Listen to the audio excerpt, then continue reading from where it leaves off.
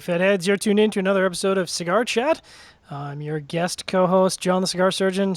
Cigar Chat is broadcast around the world and picked up on the Armed Forces Radio Network. And of course, Cigar Chat is broadcast live on CigarFederation.com, YouTube.com, and now the fancy dancy new Facebook Live. So if you're watching tuning in live, fantastic. Thanks for tuning in. Drop us a comment.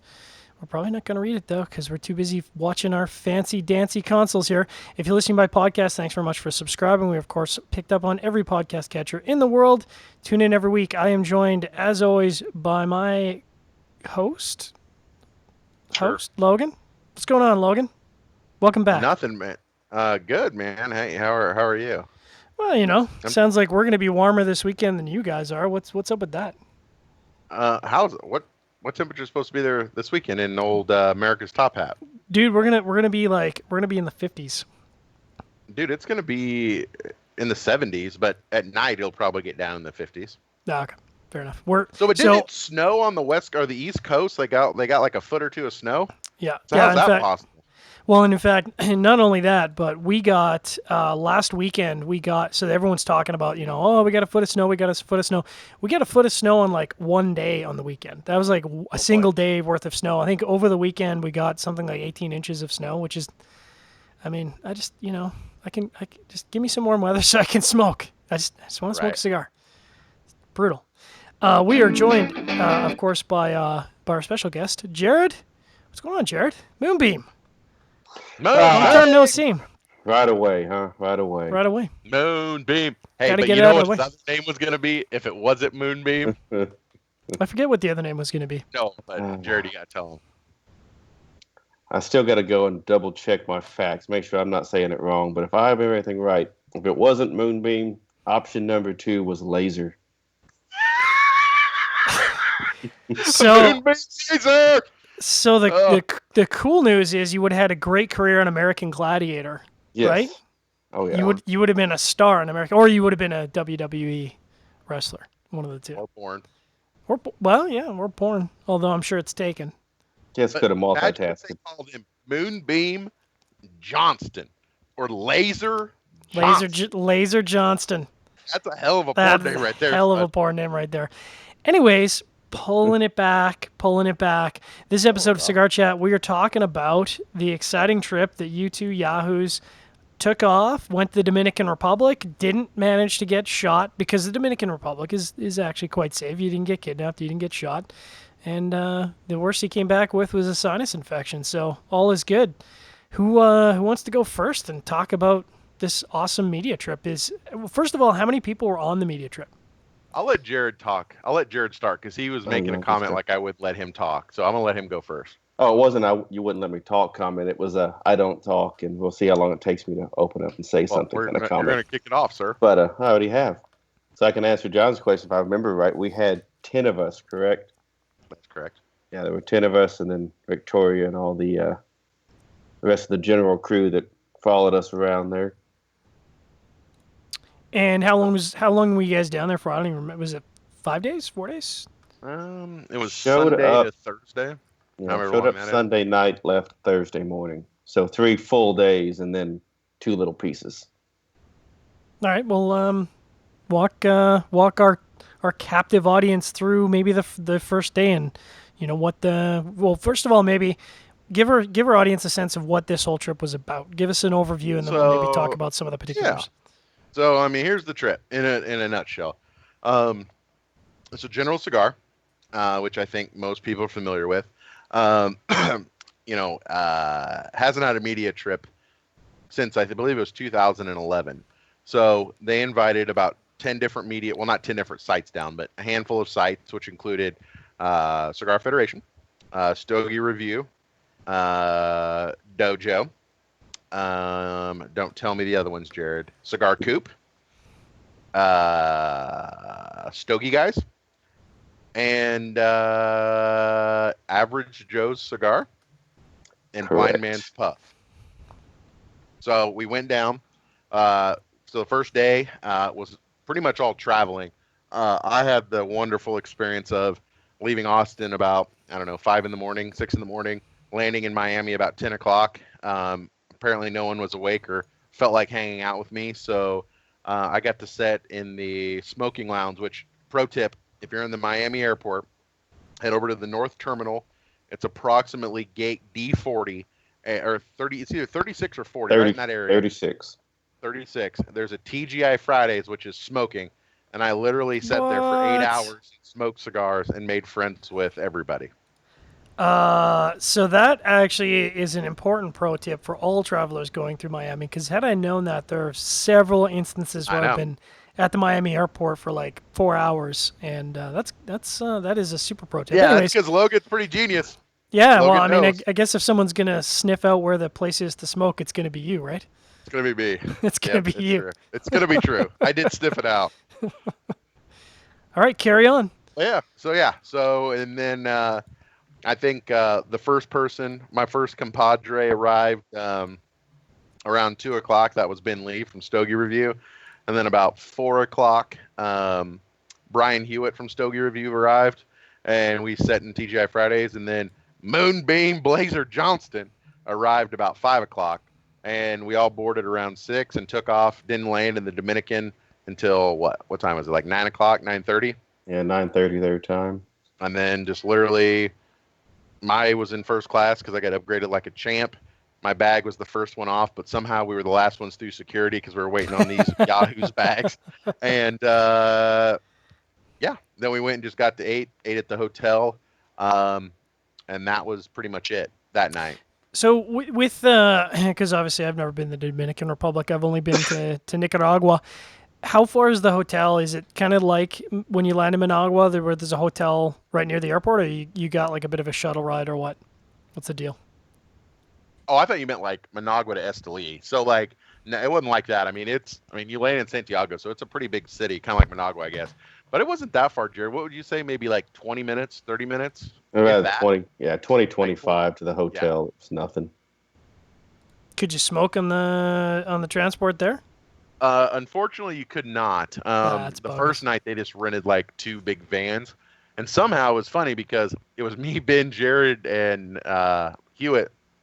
We all got into one van and we're just lounging out while the other 6 plus Victoria plus somebody else from General all piled into one van by themselves. So Didn't want to be I at don't the fat understand. dudes, or what? I guess apparently not. You guys But we stank all, after a day of travel. Dude, I was rinking, man. I was rank. It was terrible. But yeah, so got Nate. So, but the next day with the bus, they did do it up pro style. It was funny because you get on the bus, all the windows they had like a bus, much like Cigar Safari, and it was all closed and everything. And everyone's like, "Can we smoke?" And nobody wanted to ask. And who ended up asking? Was it me, Jared, or did Patrick ask? I think it. Oh, geez, I think I almost think it was It was either me Patrick or who kind of Patrick. who turned It his was head either and said, me "All or right, Patrick. I'll ask." Yeah. Yeah. But they asked, and he's like, sure. So yeah, we did have a smoking bus the entire time, which was nice. But you wouldn't have had a smoking bus if no one had the guts to speak up. Well, we noticed the ash marks on the seat that were looking reminiscent of cigarettes. So we kind of figured that it was cool. That's a but clear indication. that was a clear indication that it was legit. So All right, so that's day one. Moonbeam, you want to take us through day two? I know you do. Oh yeah. Logan got flight day, which my flight day is from Corpus is 3 planes to get in there. So that was just Ooh, 3 yeah, planes, that's no good. 1 to 4 airports. So it's a long day. That's why I didn't check any bags, so nobody can complain about my baggage. I was just carry on the whole way. he was. Bold. So try to remember my day 1 or day Got 2. breakfast. You woke me up. Well, that was every day of the trip. Wake up, get dressed, So just Log- like Vegas. just like like Vegas, just like Nicaragua, just like anywhere I go with Logan, go to his room and it takes a good 5 minutes to rile this guy out of bed. I mean, open the blinds, yell at him, kick him, throw some pillows, and eventually he rolls around and he wakes up. And so our audience knows, I have never in my life met anyone who Little tough. wakes up as violently and as I don't even know what the word I'd be looking for Just here. angry, dog. Just angry. angry and disoriented. It's like, I mean, you hear the joke about somebody being a sleepy bear.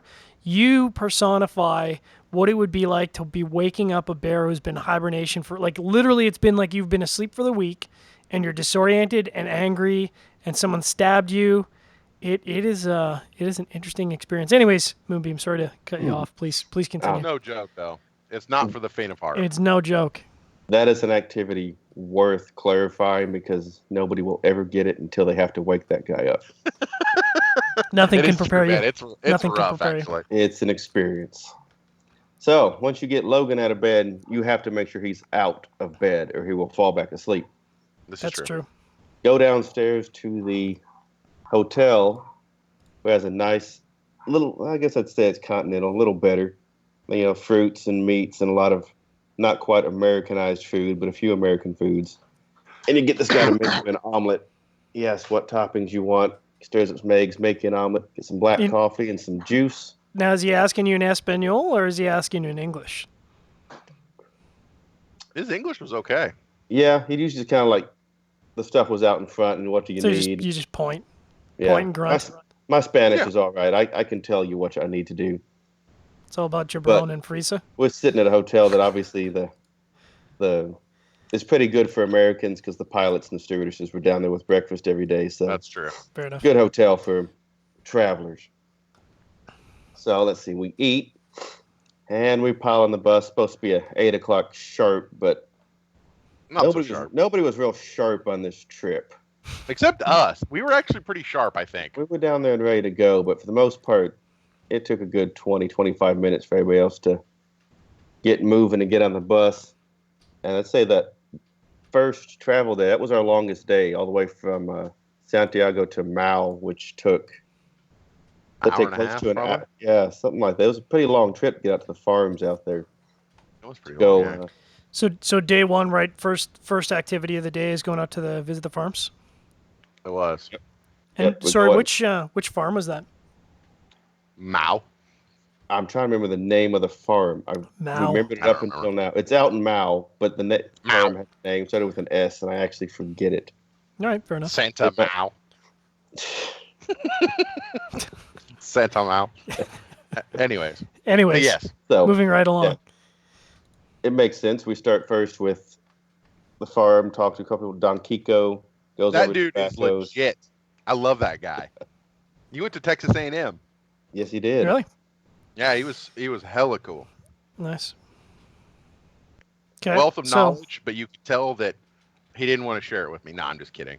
I asked him a ton of questions. Did you ask him about your Missouri land?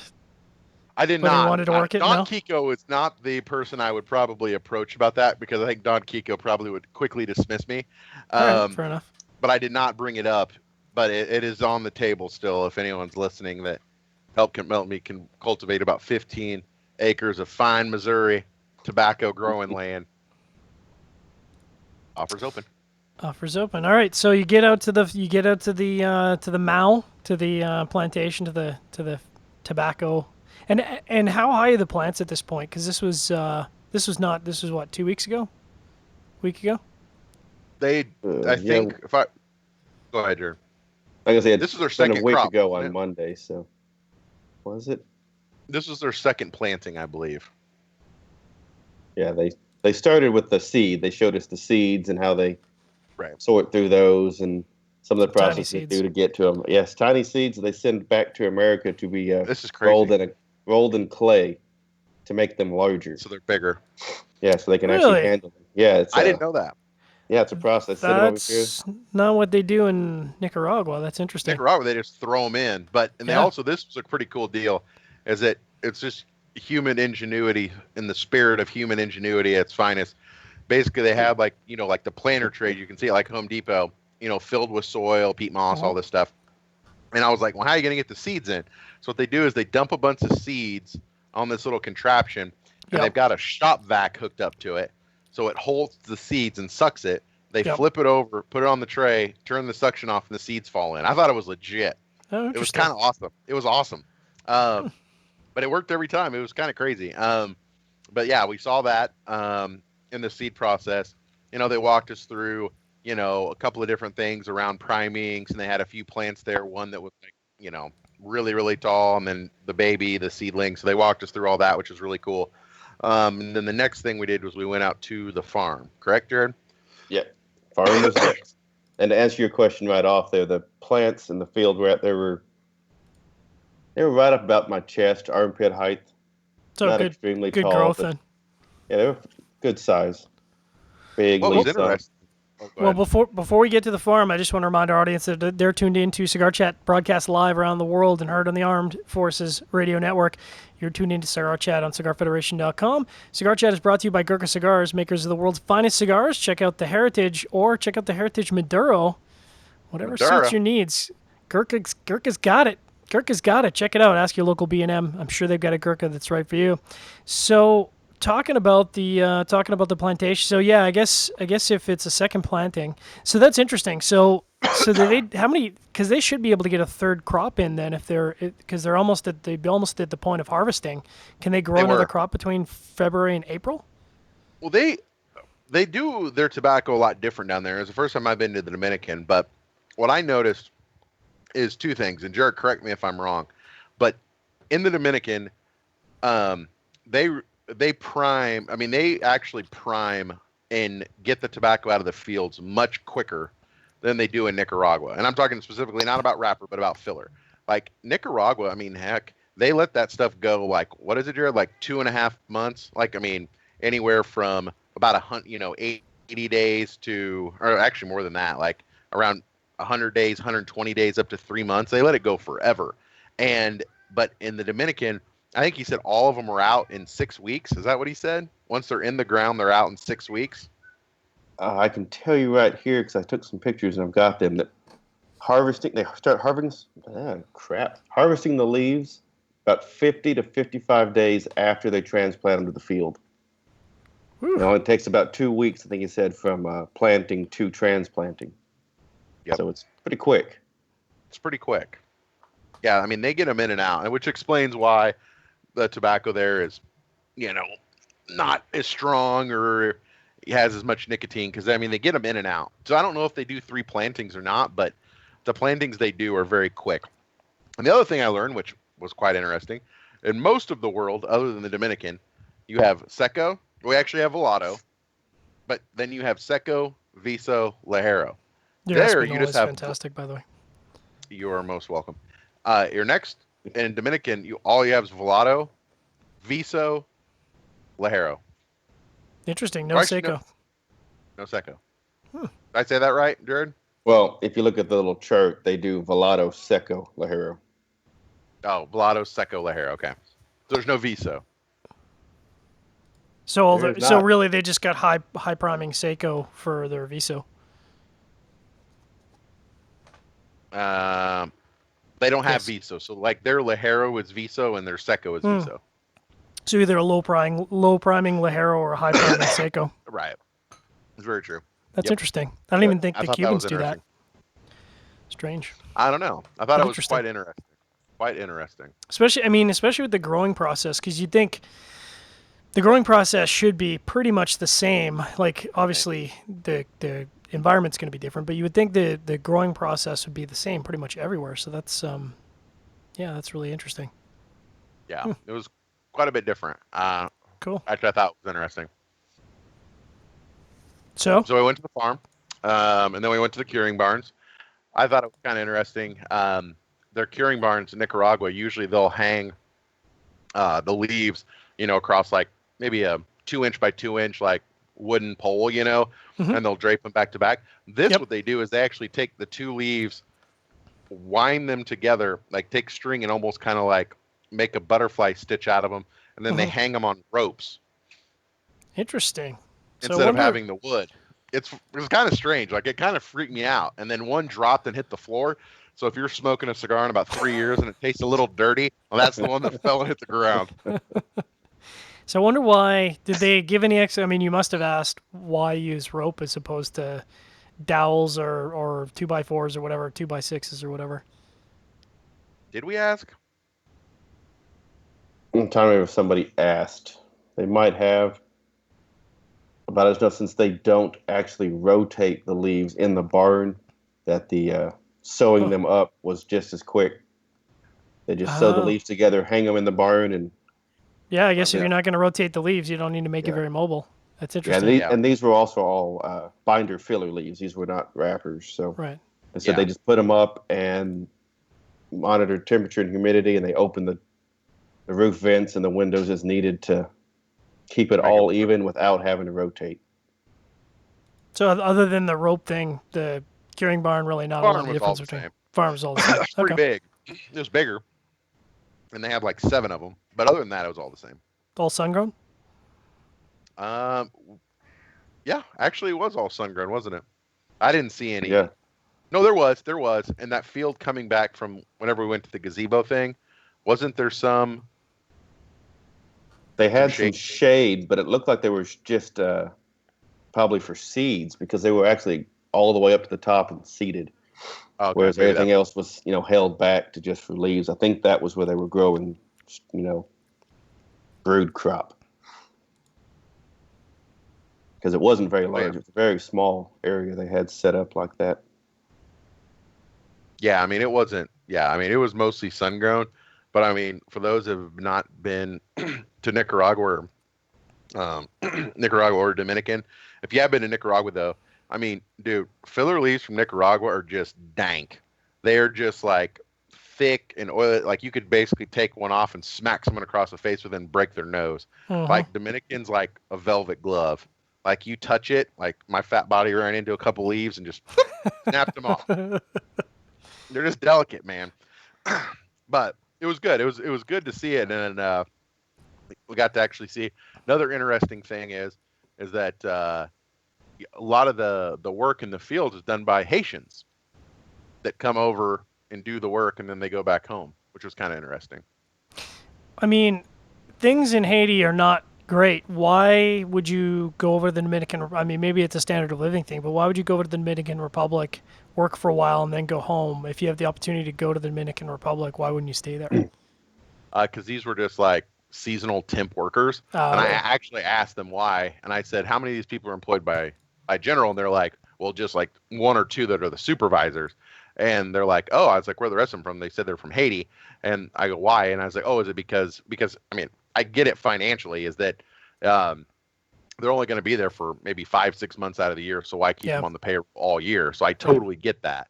But then the Haitians make a little bit more than a full-time employee. So they make a good wage for the Dominican, which goes way farther in Haiti. And they only work 6 months out of the year. So it kind of makes sense. So essentially you're getting a full year's pay, but you're getting it in a 6-month period. So it's really like almost like a teacher where you get paid for a period and then you have that time off. That's interesting. Yeah, pretty much. It's very similar actually to just down here where a lot of labor comes from Mexico. They work for a few months out of the year and then they go back because they can make a lot of money here and then just go back home, and it goes a lot farther. Right. With less time. So very similar process, it sounded like. I'm learning a lot, actually. This is interesting. I learned a lot. That was one thing. I mean, I've been on a lot of trips. I'm not saying I know everything because I don't. But, like, a lot of times these tours are very much the very similar thing. Yeah, even going to Cuba. I actually learned quite a bit. Cool. It was nice. So, all right, Jared, what do we do next? So what did you do next? Well, next was hard to beat. Next was lunch at the gazebo up on the hill there. Yeah, whole roasted pig, lots of sides. Some Presidente beers, and a view that was pretty hard to beat. It was. And same with the weather. Their weather down there was, better than mine. Warm, but cool. And what's the cigar situation? We haven't really talked about the cigar situation up until now. There's boxes available to smoke. What have you guys been smoking up until this point? It was okay. Is that right? There were well, they didn't really have boxes. There's boxes for days. I mean, there were cigars for days. Yes. Okay. The only thing that we both I did not think about. It made perfect sense. Should have thought about it. Didn't think about it. You go on a tour in the Dominican.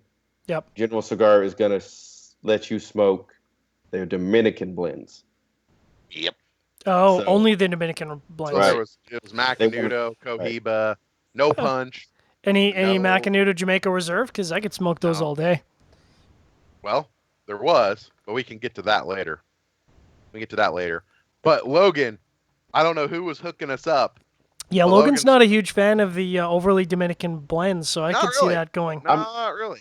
I'm not a huge Dominican fan myself either, to be honest. But I did find some solace in what was the one I was smoking. Not the Benji one, Jared, because we'll talk about that in a second. But what was the one that I smoked? I was like, it's not bad. Was it the Gold Label? I remember. You mean the Macanudo Gold? Yeah. Did you smoke that one?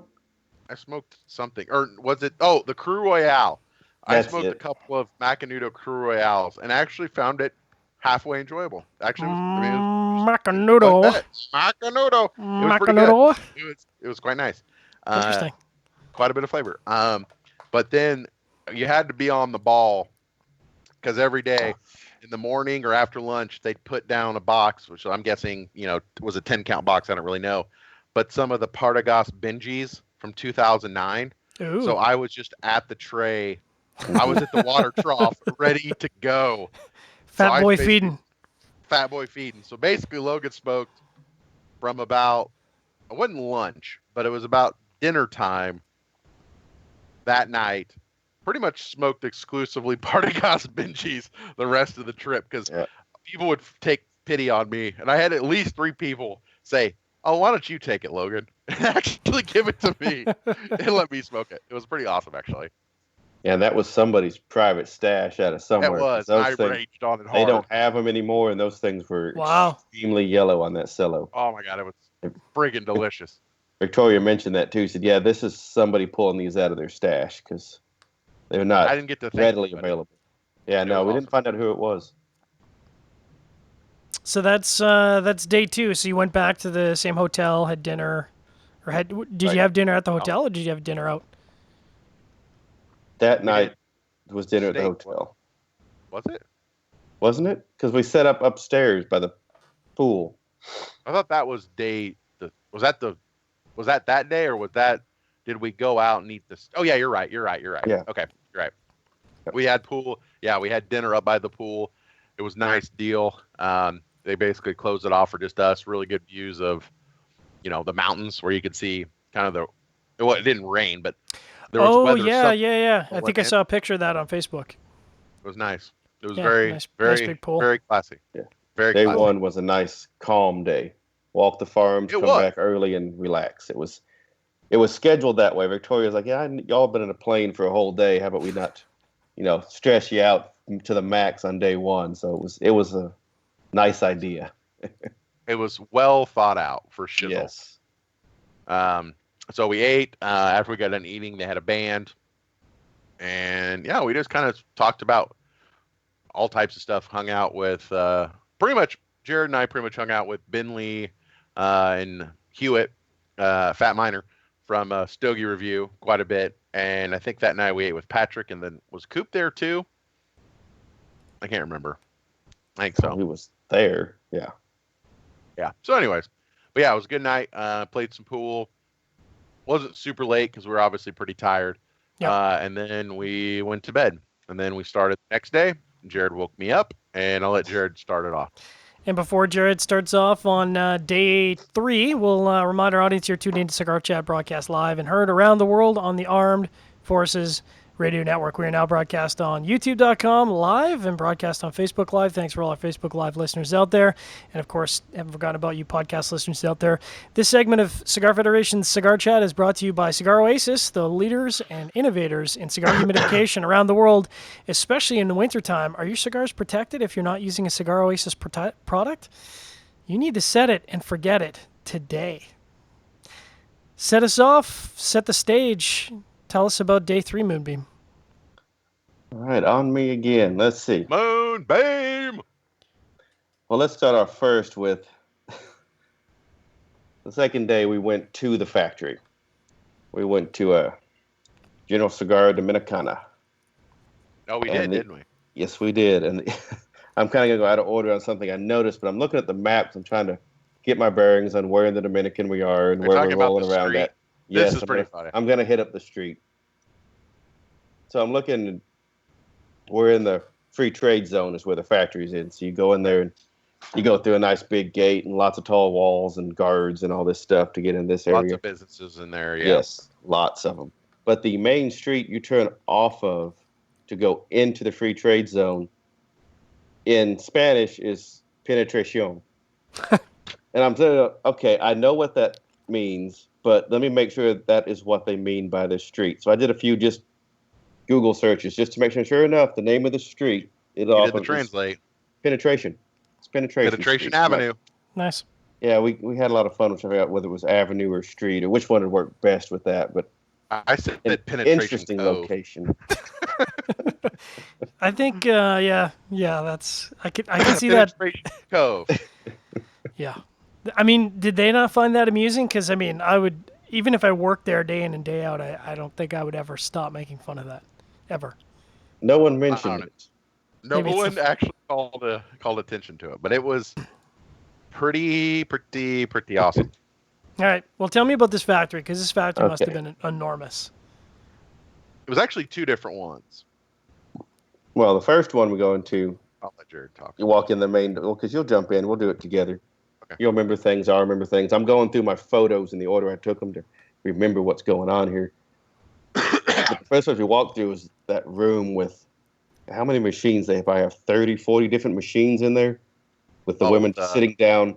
Oh, at least. Those Probably big machines 40, just making 50. the machine rolled little cigarillos. Just, I mean, so they, Pumping them out. talk about Pump pumping it. them out, dude. Yeah. Pumping them out.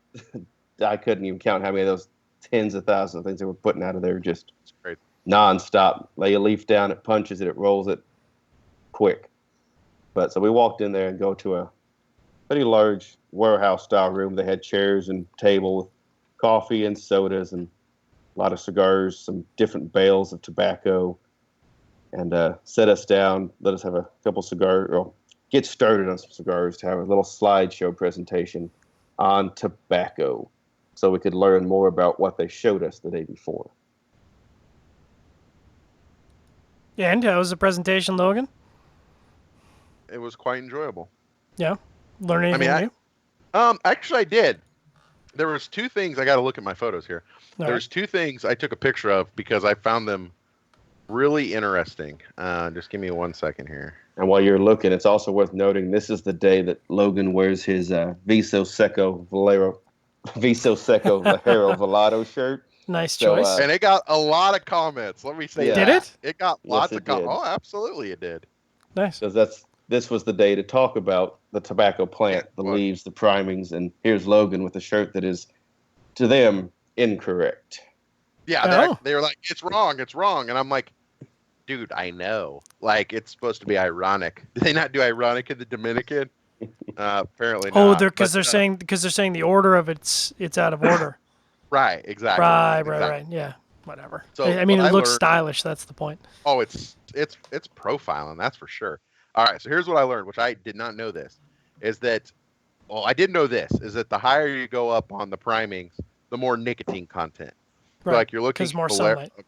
Yep. So Velado is like they said 1%, and then the Ligero, aka Medio Tempo, which I think is wrong because stuff in Nicaragua is way stronger than this, but it was 4% nicotine. But what I did not know is the actual sugars in the leaf, which actually Ooh. provide a lot of the flavors, Yeah. is actually, or so they say, is that I'm going to do it not Velado, but Seco Viso is actually got 20% sugars. And then you actually lose sugars as you go to Ligero, and Velados actually lose sugars as you go down. So the Really? middle actually has more sugar content, which they said is best for aging. Now I I'm thought I'm not kind an of- agronomist, but that's Seems interesting weird, that it doesn't would it? be the middle of the plant, because you would think the sugars would go to the top of the plant where the flower is, right? Right. That's interesting. I don't know. I know. I thought that was quite interesting. I guess that makes sense why you'd get the majority of your flavor profile then from the Viso if that's where the Right. sugars are. Yeah, that was quite interesting. Cool. But anyways, that was interesting. So then we set through the presentation, and then what do we do after that, Jared? I can't. That day kind of. Oh, is that when we walked through all the fermentation? Yeah, we went through a couple different fermentation rooms with hanging the leaves, controlling humidity. We went through the ladies sorting some of the tobacco leaves, Yep. spreading them out and getting them flat and ready to be taken. And let's see, what else did we do? We went to the rooms. Oh, yeah, we got tons of rooms with tobacco leaves fermenting. Lots of nice ammonia aromas to keep you awake. Well, let me No say falling this. asleep. Let me say this. is that I've been in several rooms where they actually will sweat the tobacco and they're fermenting it. And the ammonia is quite rough. Yeah. But there was this one room there where they were trying to really humidify it. I mean, seriously, I walked in there for 5 seconds and I couldn't stop coughing and I had to go out. Panic mode. Punishing. It was the 100% humidity room. Interesting. And you open the door and you can't see. It's just like walking into a cloud of ammonia. I mean, you think it's water vapor? No, it's ammonia vapor, and it hurt bad. It was rough. Very few people lasted more than 10 seconds before they came out coughing. And nobody lasted more than 2 seconds before they were coughing. That's true. That's very true. It was rough. Rough room. The other thing, which I found very interesting about their pilones, and this I found just completely fascinating. Like pilone, you think in Nicaragua, is, typically on the concrete floor. Mm-hmm. It's in like, I mean, I don't know what you'd call this shape, but it's almost like a rectangle with like curved ends. You know what I mean? Yep. And it's stacked up fairly high, a couple 1,000 pounds, whatever. Yeah, I think it's like 3,000 pounds or something like that. Yeah, 1,000 pounds, 2,000 pounds. They're pretty big. Well, and then they're each individually covered, with maybe a tarp or whatever. Yep. Well, it was completely different. It was almost like,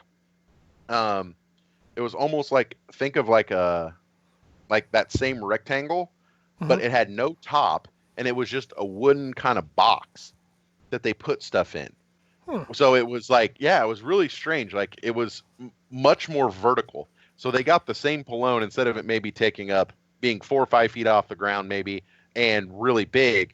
It was basically, I don't know, Jared, some of them like were taller than us, like substantially taller, 8 foot tall, but they're like just packed in. I just thought it was really, really strange how they did that.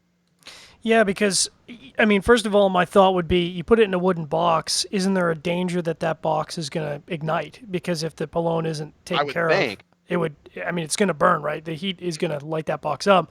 And second of all, my understanding of the whole purpose of the tarp is to keep the heat in, because a lot of times it's really tough to get that fermentation process started. You soak the leaves down, you cover the tarp, it raises humidity, gets that process started. If you don't have it covered, that's got to be a really slow fermentation process. But maybe that's what they're going for. Maybe they're going for a slower fermentation process. Well, they are covered on the top with a tarp. Oh, they have a tarp on the top. Yeah. Okay. They have a plastic and a cloth cover on them. And on the ones that weren't opened, it actually covered the sides as well. Interesting. But the other thing is like the other thing I noticed is that, at least my experience, the factories I've been to in Nicaragua, it's a couple different ones, when they're doing, fermentation, I mean, depending on what leaf it is, dude, they're letting that thing get up to like 120, 130 degrees where it's dang near to catch fire. Like I didn't see, I mean, I don't know about you, Jared, but most of the temperatures where they were flipping them was like 100, like 90 degrees. Like they were flipping them really quick. Did you notice that, or was that just me? Most of it was. There was one, and I'm looking at it now because I noticed that. But this one I took a picture of, most of the flips were 108. I see 116, 119. They had 126 on one day. Okay. So on just that one pilone, or just all of them? No, on this one chart they had with the temps. It was starting to get pretty hot, but most of them, I mean, they were flipping those things 80, 90 degrees. Yeah. I mean, they were flipping it like a day on the beach down there in Corpus, like yesterday, just flipping it for no reason. It's crazy. So we went through a couple rooms, and then we did lunch. Talk to me about lunch. The fat boy trapped inside of me wants to know about these meals. Tell me about these meals. The meals were, I mean, all the meals in general were good. I mean, there was usually 2 different kinds of meat, and then they always did a dessert, which was delicious. And then, it was dessert. It was good. I don't remember what they were. I remember there's one day that they had that chicken thing, Jared, and that thing was legit. I ate like 3 of those. I think that was day 1. I don't remember what day 1 of the tour, not day 1 in Dominican. Right. It was delicious. The day we're on now, I remember there was the salmon, which was the best salmon I've ever had. That stuff they had a dill sauce on it. It was ridiculous. And then they had some meat medallions, salad is always some rice and beans and a dessert. Nothing to which was complain very about. sugary, and used a lot of coconut. Did you notice that? Yes, they love coconut in their desserts. Yeah, they do, Fine man. by Everyone me. had coconut. Yeah, I liked it. Tina Yeah, I'm a G, big fan of no coconut. dessert, but be her loss. Yeah, well, And we got to watch them press the tobacco. dude, that was Hydraulic press. awesome. Like in a And so press the polone or whatever. Or Right. No, well, after it's been in the plum Sorry. yeah, and it's already fermented, and then they Yeah. want to age it and put it in a bale. We got them actually to see him make the bale, and it was completely different than I would have ever expected. Jared, you go first. Sorry, I cut you off. Yeah, okay, well, they put it in this wooden box where the sides can be unpinned. So they pin the box together. They stack the tobacco in there real nice. They've put burlap down in it first. Then they stack it at the top, put burlap over the top, and toss this thing in a big, just like if anybody ever used a cardboard compactor or anything at a warehouse or somewhere, you pile in the top, huge hydraulic press comes down and press it. They press it down a little square, roll it out, and then push off the side. And this is what Logan just could have watched for days. Dude, This it was guy- awesome. This guy comes up with a big needle, grabs a piece of pre-cut string, and just starts folding and hand sewing these things down. I mean, looked like a machine did these things. no kidding. Oh, it was beautiful. And I asked, they said that guy, I mean, there was two guys doing it, and there was the guy that was sitting down, which was a man after my own heart. He was the old guy, and they said he'd been working for General for 26 years, Wow. and that he had stitched. I remember they said a number, but like, I mean, him versus the other guy was like rookie status, and he'd been there like 8 years or something, I don't and he was remember, still a yeah. rookie at it. Like his looked like crap, but this other guy's dude was so quick, it's so fast, and like so beautiful. Like it was awesome. That guy was freaking cool. They even hand sewed the label on these things. They did. That would have been cool to get a video of for sure. Yeah, well, you live and you learn. But yeah, it was actually super cool. That was actually quite awesome. And then what did we do after that, Jared? We didn't go to the box factory. That was the last day. Yeah, no, we went to a room where they had those huge wooden crates full of tobacco for blending. Oh, So they could go in yeah. there and say, we have these crates of, 2008, whatever it was, Seco here, and then just all ready to blend. Huge. I mean, these crates were they're not small. like what, 3 feet tall, 4 feet deep, and I don't know. 5 feet wide, probably. Yeah, they're a big crate, a lot of tobacco. in You there. could get a Huge room. human in there comfortably, maybe Couple. even two. You can get a couple in there easy. You can get more than that, really. If you You're chop kind them of up, tight, but you can get 4 people laying in there. Yeah, you it's shouldn't true. chop You could- people up. For the Well, I'm record, not for our saying you audience, should, but I'm just trying, don't chop they don't people up. understand. They don't. I mean, I'm chop just trying to people give you a visual here. Just don't do it. Yeah, Cigar don't chop Federation people up. does not endorse chopping people up. Chopping people up and putting a bit of wood. The views of chopping people up do not represent CigarFederation.com. The opinions and/or beliefs of Cigar Federation, SigFed Media LLC, Incorporated. Thank you. So, But I yeah, don't- go ahead, Jared. now, if you have something on that, go ahead. Otherwise, I was going to move on to what else we were doing that day. That was really cool. I mean, you went around and like there was just tobacco. I mean, literally, you walk in and it's what it feels like when you're in like a warehouse that has like, just like it's like a Home Depot kind of, just crates and crates and crates and like, dude, it was like a tobacco wonderland. It was pretty awesome. Yeah, he said they had the oldest one in the warehouse for 1998, I believe. Woo! Or was it 98 or 93? I remember him saying 98. I believe you. But yeah, they went in there and they said they had 9 digits in tobacco inventory. Yeah, in U.S. dollars, unprocessed, just Ooh. as it sat. Unprocessed. Wow. The other I mean, interesting dude, it was wicked. Yeah. The other interesting thing he said too is they could stop harvesting tobacco that day and still roll the same amount of cigars for another 2 years before they ran that warehouse out. And that was just that one warehouse that we were in, not all of them. Not the 5 or 6 they have around the Caribbean. Right. Wow. We'll They get back to probably have that in enough just one second, though. today. I want to remind our audience you're tuned into Cigar Chat, broadcast live on CigarFederation.com, picked up on YouTube.com, and of course Facebook Live. And we are heard around the world in the Armed Forces Radio Network. Thanks to all our podcast listeners out there. This segment is brought to us by who? Logan? This segment is brought to you by Logan putting paper in his printer so he can print something off. Actually, That doesn't this seem segment really is brought relevant to the live Cigar Chat. I'll be honest. let's listen. I'm getting there. This segment's brought to our good friends at Drew Estate. We have the 3rd annual Drew Estate Cigar Federation Cigar Safari coming up, which I still need to book my flight surgeon, so I need to get on that. Oh, my God. I know it. But that's coming up here in 34 not quite days? a month. Yeah, about a month. Man, that's quick. Coming up in about a month. And yeah, I think we have 3 spots left because somebody canceled like a jerkopotamus. Check it out. It'll change your life. You like what you're hearing tonight on Cigar Chat? Go see it for yourself and get to hang out with me for 3 days. Woohoo! Now, who should they contact, Logan, if they're interested in the trip? Should they email you? Me or you, either one. Logan at CigarFederation.com, or Sure. I don't even know what my email address is. Surgeon at CigarFederation.com? I think it's John. No, it used to be John, and then it got deleted. Then it's Surgeon. Yeah, I'm pretty sure it's Surgeon. At any rate, you can email me, surgeon at CigarFederation.com, or email Logan at CigarFederation.com. The trip will change your life. If you've not It's a been good trip. down and you're like, it seems like a few bucks, honestly, it's worth the price of a couple boxes of cigars. You will be talking about... There's not a guy that has gone down and on the way back to the airport has said, I can't wait to come back. And that's pretty much how it goes. At any rate, Moonbeam, take us... Unless you build houses. Unless you build houses. 5 days. Yeah. Coconut Then you shovels. might- That's Coconut tough. shovels. You might think Yeah. twice. I will always have the So, scars in my heart and hands.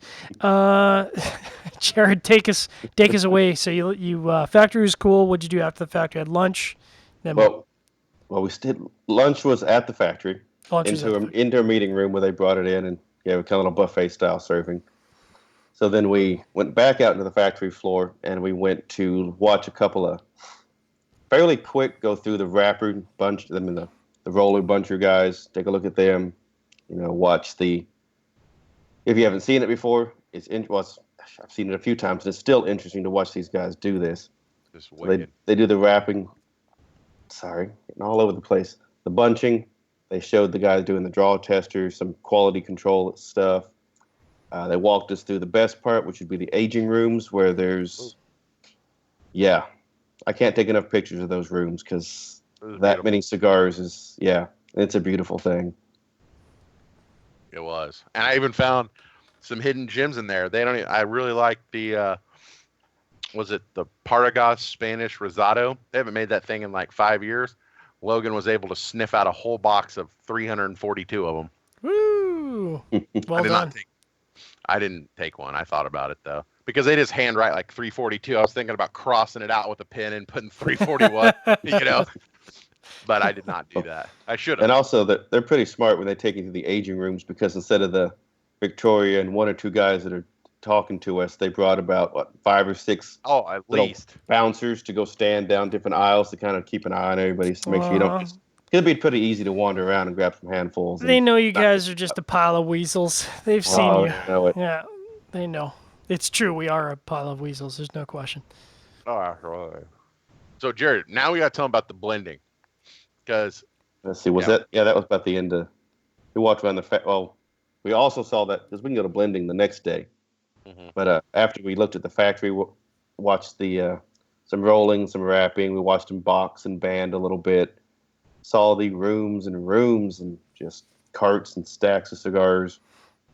And then we went to the box factory and watched them make the place was boxes. scary. That was me. I was like, oh, this Very is wood industrial? right here. Oh, fairly industrial, yeah. Very. Breaking Okay. 1 or 2 OSHA rules. No, they were like Oh. legit, dude. I was impressed. Like, it wasn't some jankopotamus like woodworking shop where like Yeah, that's people kinda getting what their I would fingers expect, chopped yeah. off. No, it was legit. The tool. I mean, I don't know anything about the tools they had, Yeah, but like good tools. it was very mechanized. It was very good. Except I did not like, because I'm a kind of a chubby guy, is the second upstairs just had 4x8 sheets of plywood, and it would bounce a little bit. So like I was literally like creeping around like tippy toes, like not stepping on the same boards as people, because you could see where boards had recently been replaced. where someone had either fallen through and it was funny because in every building you went to, it said, days since last accident. And in that building, it was 5 days. And I'm like, oh man, somebody fell through the ceiling. And I didn't want to be the guy that fell through. You should have saw me. Like, I was terrified the whole time. I was like, guys, we just got to get out of here. I couldn't do it. I was like, let's get out of here. And then you had Jared jumping on the boards right next to me. Like, it was freaking terrifying, dude. Kind of like Logan's kind of like a cat walking through the dog pound while everybody's asleep. Just don't. Don't seriously, move. Don't move. And I was the one poking the dogs, like, huh, wake up. I mean, that was about as it was entertainment. Nimbly as I've moved in a long time. Like, I mean, that was light as a feather. And but Jared, I don't know how, because they have big machines upstairs. I don't know how people don't fall to the floor. Like, it was terrifying. When you get me, Bentley, and you and Hewitt on one square, like, we went down about 1.5 inches, and I thought it was over. Yeah, that's some warning methods on elevators for sure, right there. Let me tell you. Dude, it was scary. Yeah. Talking about the OSHA side, though, they had respirators. They were all good. They had the whole wood shop had a very, very adequate, well done ducting system to pull the dust out. Each machine was vented.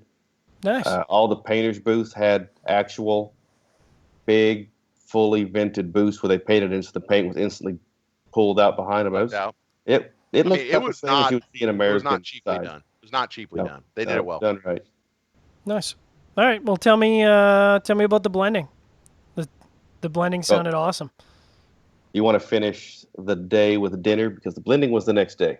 Oh, okay. Yep. And we'll need to hurry because we got 10 minutes. We got 9 minutes. The only good thing about the dinner was that Rancho Steakhouse, but was the like 40-ounce steaks a couple of the guys got that were just the tomahawks, dude. Oh god. Internal Fat Boy would have been. I would tell you what, I would have finished off a 40-ounce tomahawk and a dessert. Hewitt and Bentley both did. Yes, they did. Mm-hmm. All right. I will let Logan go on this blending because he's ready to run.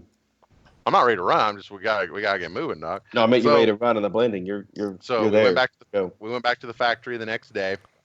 When we got there, they had a bunch of tobacco, just filler laying out. Nicaraguan, Honduran, pretty much everything. Dominican, a bunch of different varietals, and it was nice, man. We had their best roller come in, and dude, this guy was awesome. Like, their best buncher, he was rolling up Puritos of this stuff that looked better than regular cigars. Like, it was done well. So we got to put our blend together. So we had 3 choices of leaves that we got to choose, and I believe it was Sumatra, it was Oso from Honduran, and then it was Connecticut. So we kind of put all of our blends together, and it was a good amount of time. It was like probably 3 hours we got to mess around, and then it was actually really good, and we had plenty of time to do it.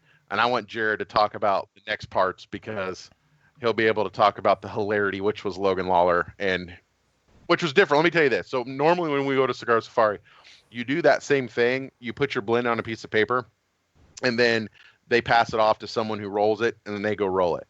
Oh no, General Cigar. You take your blend, they bring you the box of raw materials, and you get to bunch, roll, bind your 20 cigars and box them. So every step. Let's talk about this because this is quite interesting. All right, we'll do this. We'll try and crunch it down here. So first thing, they sit you down in front of the machine. I forget the name of that roller. No, they don't do their bunching by hand. You set it down. It's little Lieberman table. Lieberman table. You set it down on the little rubber sheet there. You put down your binder, your 2 binder leaves. You reach in the bucket beside you, and you got to pick out your blend. Yep. And they have somebody helping you kind of get it close, but you're still picking it up. You're putting it in there yourself, and then you're rolling this thing. You're trying to make sure it looks good and bunch it in the mold. Freaking disaster. Yes, tough. And these poor people. So awesome, they must have been laughing and laughing. They were loving Logan. Because they do this to them, it looks so easy, and they're watching us just fumble around and break leaves, and throw things everywhere. It's like, this is, oh man, it was. And some people didn't even get theirs finished. They said, you know what, we got to go. We're out. Next stage. So then we went to I like this stage because normally, at least what I've seen in Nicaragua, when they do stripping, is normally what they'll do is on a filler leaf, they'll take half of the center vein out and it looks like a pair of frog legs. But with wrappers or the wrapper, they'll strip it all the way down the middle so you have two halves. Yep. Well, all I've ever seen it done is where someone will take on their arm and then twist the leaf around and split it that way. They That's had how I a was taught. machine. Yeah, exactly. They had a machine doing it. What? And dude, Yeah. oh my God, I was like, I can't do this. I'm gonna lose a finger. Like I'm Yeah. gonna lose a finger. Like you literally, you put it in and it had a little thing, and you could just see the little teeth getting ready to take your little phalanges off, and you had to hit the gas. And as you did it, you had to spread the leaves out like so, like almost like spreading butt cheeks or some shit, or like basically, yep, that's it. Anyway, so spreading it out, and then it would suck the leaf in, but you couldn't. You had to keep. You had to not push the gas to get it go. You had to let off. Dude, it was so freaky. It had a go pedal and a brake pedal because it's electric, and you had to just feather them perfect. What? It was a mess. It was a mess. Like I was literally mangling like all these leaves, and my lady like would take them out and look at them, and she would just shake her head. She was just like, "Nope, can't use these." Like it was bad, dude. She's like, "Do you realize you're ruining wrapper leaves, right? You're not ruining my binders. You're messing up my wrapper leaves, Logan." Oh, and I think their hope was they're like, okay, if these white boys do it right, then I'll be able to use this in my daily production number. Oh no, Yeah. not Logan's, No, not Logan's. So that takes us to where we get to try and wrap our cigars, which joke I thought was easier than trying to bunch. I thought bunching was easier. And I thought wrapping was pretty. I mean, it's tough. They make it look, of course, simple as can be, but so we went and had to wrap our. I don't know. It depends. That be made 15 to 20. Well, it depends on how many they 5 to 10. Did. And then, yeah, you had to do. We did the rest. So we wrapped, jumped off that station. Go to the next spot, which is my favorite part. They set us all down where all the ladies put the labels on. Worst part. They put your cigars down. They put a label next to you, and you have to put the cigar in a little box, line it up with the base, and stick your finger in the glue and get the label. So Logan's the first one to sit down. They set me down on first on purpose so everyone could laugh. We're all sitting there kind of watching him while he slowly gets everybody else seated. Sausage fingers. And Logan puts it on, wraps it, and takes him while he gets one on. He's like, yeah! And then the bang goes pop. So Logan did that at least 4 times. And every time Logan would wait like a couple seconds longer and go, yay! And pop. The man would snap off. Dude, it's so hard. I almost couldn't do it because I was laughing so hard watching Logan do it so many times. I had all these Dominican ladies coming over just laughing hysterically at me. And my lady was digging it. Like I was talking to her in English and she was talking to me in Spanish. And the only thing I picked up, she's like, más suave, like more soft or something like that. So I was like, okay. And then I finally got a couple. The worst part, you would not believe how impossible this is you have to put the cigar in cello. You think it's so freaking easy. Like literally, she was pushing them in. Like I was pushing them, I couldn't do it. It would not go in. So it got to the point where I was taking the cello and just like flipping my arm like I was throwing a curveball to slide the cigar down to the end of the cello. And my lady was just like shaking her head. She's like, suave. And I'm like, suave. I'm just like, it's not going. Like, dude, it was an absolute disaster. Turns out it's a bit of an artisanal process. We're gonna carry that on in our After Dark segment here because we are up against it with the Armed Forces Radio Network. So I just want to take a moment and thank all of our Armed Forces Radio Network listeners out there, wherever you are in the world. We hope that you've enjoyed this 58 minutes of hilarity and insanity, and we hope that you guys have a great weekend. Because as we always say on not sharing our pairings, this is Cigar Chat, and as we say in Cigar Chat, you guys are built to do things we are not built to do. Thank you very much for your service, wherever you are in the world. We hope you've been entertained. We'll catch you next week on Cigar Chat. Get you some. All right, so now we're in the After Dark. We probably shouldn't swear because we're on Facebook, but please carry on because Mas Suave sounded very entertaining to me. Mas Suave. Well, it's hilarious, too, because there's Logan talking up a storm, and this lady's just looking at him like, I have no idea what you're saying. She was talking back in Spanish like we were talking to each other. It was awesome. And I think I was the only guy with both my roller and my packaging lady to both get hugs. Like, they were Aw. just loving Logan. They were just digging me. I got high fives and hugs because they just took on special ed over here. Because he might have his MBA. He might be a smart guy, but they're not employing Logan in General Cigars Dominicana anytime soon. Because it was a shit show. Major shit show. So let me say this, is that we did not know that during this process, because I ordered on my cigar, I did the Osa band or the Osa wrapper, which is kind of like a Habano. It's kind of like maybe a, Colorado, maybe a little darker wrapper. And all of our cigars looked exactly the same. And I did not talk to Jared throughout this process. So I thought that they were just giving us regular tobacco, all the same stuff, and then they were having someone else roll the cigars that we would actually get. Because they were like, yeah, you're gonna get a box of your own blend, right? Well, did not know that at all. So we get down to, bunching it all up, and then Jared, tell them about dinner, and I want you to talk about and they were like, we're going to pick the best awards for the best cigars. And I thought I had it in the bag, but Jared can talk about it. Let's talk about there. I guess my first dinner was Camp David. Well, Camp David, which is the most legit spot to sit and have some dinner. I mean, I was trying to get an elevation. I couldn't get it, but you got to go up the mountain to the point that your ears start to pop. You're pretty high up there. You got a view of Santiago and that whole side of the Dominican you're on. You can see the entire thing. So the view was ridiculous. I mean, so the first 30 minutes was everybody just taking pictures and trying to get set up and enjoy the view because, at least where I'm at in South Texas, I don't get elevations more than sea level to 30 feet. So this building's taller than that. So. Sorry, Logan's fixing his print. Logan is multitasking. So, anyways, we had dinner, had another good dinner. And at the end, they're like, yeah, we're going to sit down and announce the winners or whoever had the best cigar. Well, needless to say, Logan's pretty awesome at blending cigars, done it a lot, got a pretty good palate, he thinks. So Logan's like, Logan's going to win this thing. And then they're like, oh, by the way, the cigars that you actually are getting are the ones that you actually rolled and bunched. And I'm like, what? Like, I didn't realize that.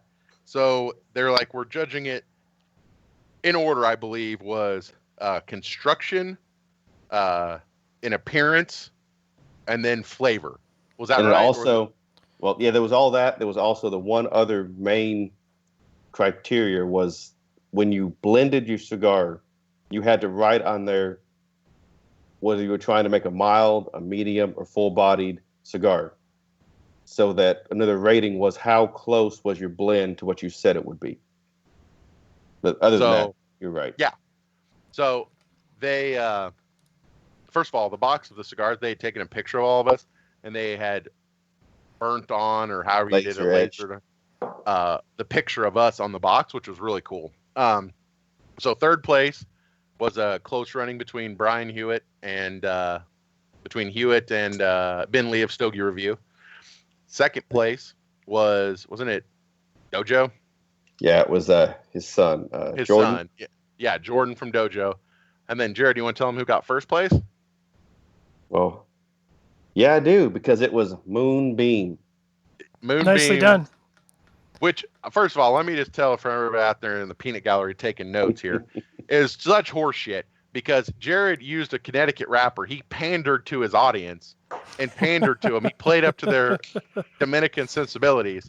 Where Logan's over here making a freaking quad Lajero bomb, which, by the way, was quite enjoyable and burnt quite well and was actually quite tasty. And it gave me, I don't usually get a nicotine buzz from cigars, but this one, woo, did not mess around. But yeah, Jared got first place and won a box of the Jamaican Reserve Estate, didn't you? Yeah, the 45th anniversary Estate Reserve limited editions. Yeah, those are really good. Nicely done, Moonbeam. Congratulations. Thank you. Way to represent SigFed. That's what I was saying. SigFed took home the gold, although the teammate that was supposed to take home the gold, Michael Phelps, did not take it home. Ryan Lochte took it home. But hey, nobody's counting. Nobody's counting. Hey, at least I didn't go mess with the cops.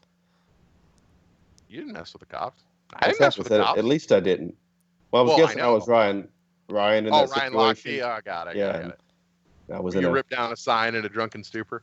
right. But yeah, I mean, all in all, it was a very good trip. Like I said, like I was not expecting. I'm not trying to be a jerk here, but I was not expecting to learn all that much, and just because I've been several different factories down in Nicaragua a bunch, I actually learned quite a bit. And I thought it was quite an insightful and learning trip where I learned a lot. And it was good. It was all different. I mean, they had what I thought was the cool. It was like you go on Cigar Safari, you might have JD there for a couple hours, or you might get Willie for a couple hours, but you mostly get Pedro or Henry to do the tours. This, like, the head of their factory. I mean, Don Kiko runs their tobacco growing operation. Like, that's his job.